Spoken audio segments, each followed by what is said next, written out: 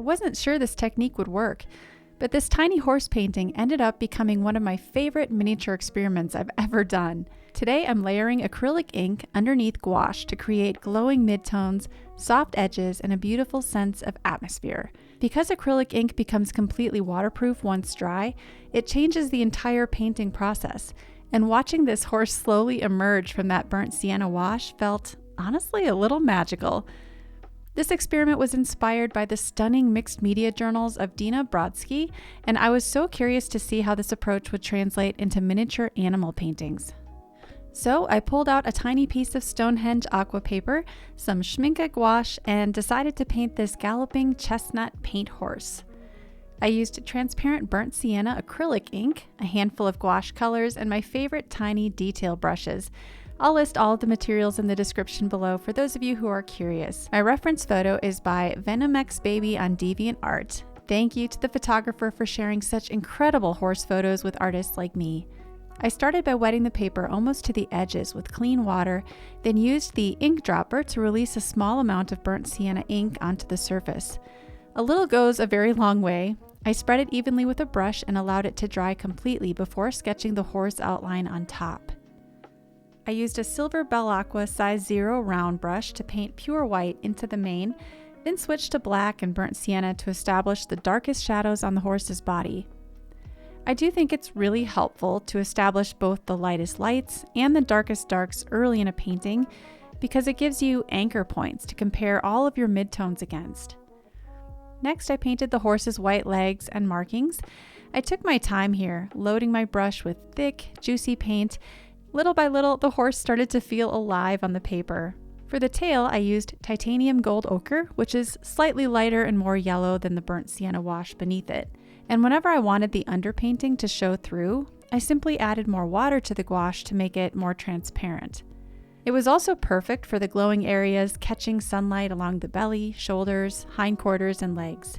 One thing I found fascinating about this process was the way gouache behaves over the acrylic ink.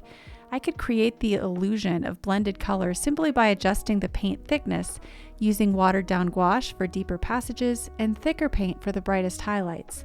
It's actually the opposite of watercolor, where adding water makes the paint lighter. To create a soft peach tone, I mixed burnt sienna with white. This worked beautifully for the chestnut hair that was lighter than the background, but still darker than the brightest highlights.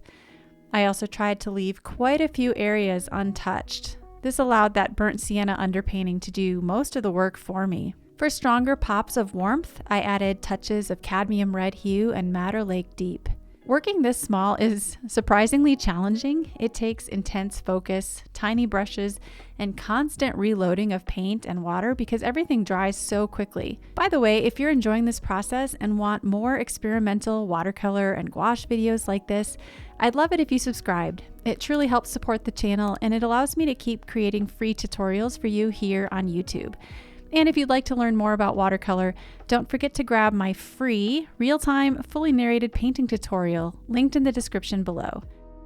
For the gray muzzle, I mixed black into white, which also worked beautifully for the subtle shadows along the white legs.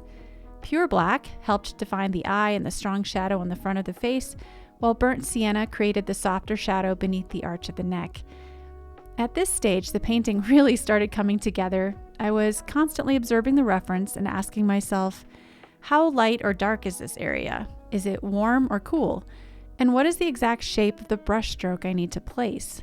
My favorite part of this entire painting was adding the highlights over that rich reddish-brown underpainting and watching this dimensional, powerful animal appear almost out of nowhere. Gouache still feels slightly clumsy and unintuitive to me compared to watercolor, but I found myself completely absorbed in the process, slowing down, entering that flow state, and genuinely enjoying every step. Finishing touches require both observation and restraint. Sometimes the hardest question is, does this painting need more detail, or do I simply need to put my brush down? There's such a fine balance between finishing a painting and overworking it. I've heard artists say they know a painting is finished when it says everything they wanted it to say. I think that feeling looks a little different for everyone. I knew I wanted this horse to feel elegant, powerful, and unified with the background. I loved how the burnt sienna wash tied everything together, but I still felt like the painting needed one final dramatic element. Adding the deep black shadow helped enormously, but for the finishing touch, I loaded a larger brush with watered down ultramarine blue and added a sweeping banner of cool color behind the horse. That final contrast suddenly gave the piece a much more thunderous and atmospheric feeling. This little painting reminded me that some of the most exciting breakthroughs happen when we stop trying to make perfect art and simply allow ourselves to play. I really believe that spirit of curiosity is what keeps creativity alive. I hope you'll give this technique a try someday. Thanks so much for painting with me, and I'll see you again in another video.